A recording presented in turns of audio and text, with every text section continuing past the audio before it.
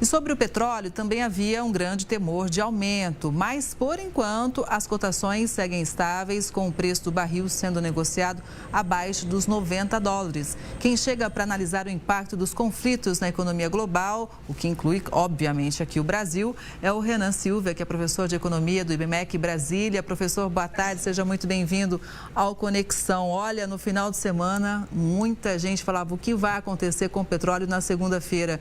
Por enquanto, eu olhei aqui, antes de começar o jornal, o Brent 89,51 e o WTI 84,78. Os dois operando com baixa, inclusive, de 1%. O que o senhor me diz sobre isso? Essa é a tendência do petróleo? Boa tarde mais uma vez. Boa tarde, Carla. Satisfação poder atendê-la.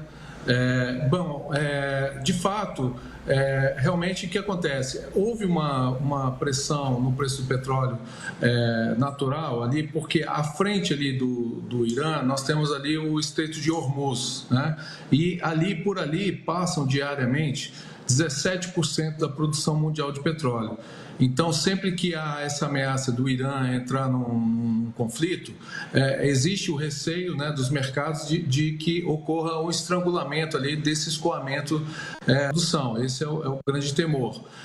Então, na medida que a operação do Irã foi mal sucedida, vamos dizer assim, e o Israel conseguiu realmente se defender ali a contento, e o Irã, né, já faz algumas declarações dizendo que essa é a retaliação esperada ali.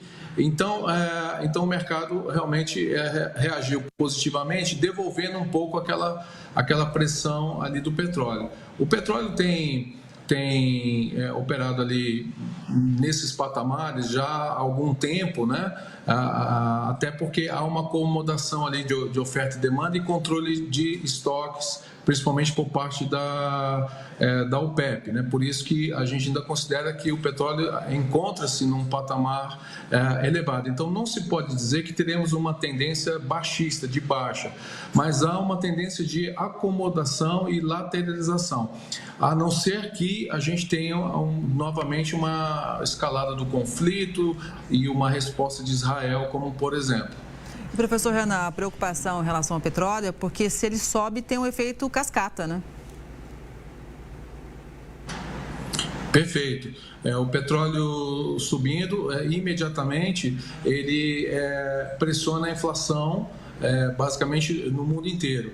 A dependência do petróleo diminuiu nos últimos 30 anos, mas ainda é uma dependência muito elevada, tá? Então, isso acaba toda a cadeia de produção e a gente não pode só concentrar no problema da gasolina, do diesel, mas também nós temos a questão dos derivados do petróleo, que também sobe de preço, e são insumos para a indústria. No caso do Brasil, é um pouco mais preocupação, matriz de transporte, né? Essencialmente ela é rodoviária, na ordem de 65%. Então, aqui, né, o nosso transporte de mercadorias, ela é via caminhão mesmo, né, diesel, né, petrodiesel. Então, há essa preocupação adicional de fato. Professor, para a gente entender, né, quando existe uma oscilação do preço do barril no mercado internacional, como que isso vem resbalando até chegar na nossa bomba aqui no Brasil?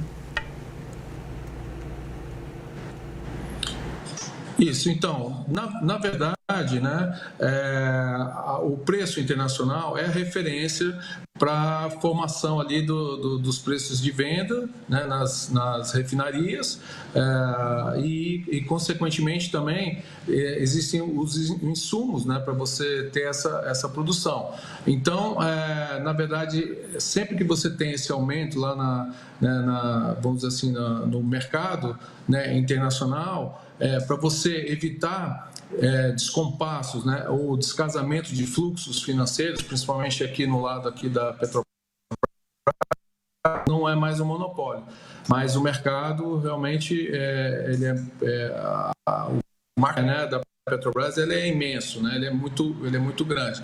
Então, sempre que ela deixa de repassar esse preço ao consumidor, ela acaba ali tendo uma defasagem no caixa, que depois pode se refletir em resultados não satisfatórios.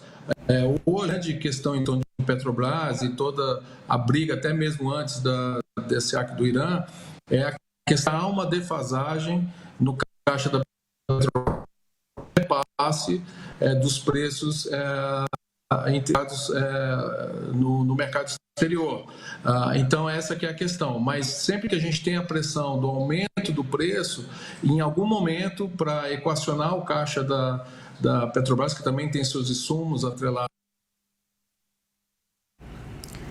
Infelizmente, a gente teve um problema na conexão com o professor Renan, mas deu para a gente avaliar no seguinte, né, que hoje em dia, com a economia globalizada, o que acontece do outro lado do mundo pode sim ter reflexo aqui, né? Então, realmente, a gente segue acompanhando e trazendo essas informações para você. Professor, acho que agora reconectou, o senhor pode concluir, por favor, esse raciocínio.